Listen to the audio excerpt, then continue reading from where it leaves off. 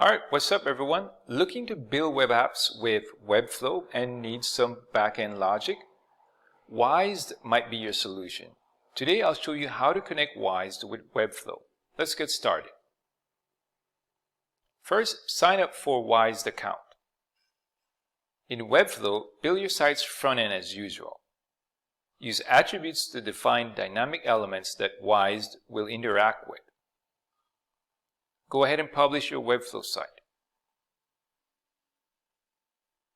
In Wized, create a new project and import your published Webflow site by entering its URL.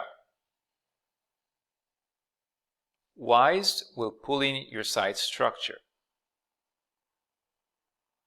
Set up your data sources. Connect databases like Airtable, Xano, or Firebase, and configure API endpoints and authentication.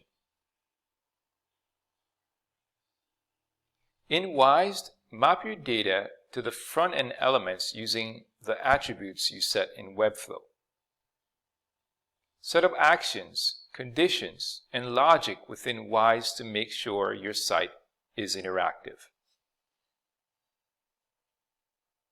Preview your app within Wized to test functionality.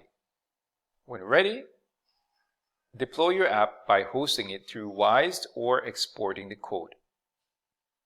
And that's how you connect Wized with Webflow to create powerful web applications.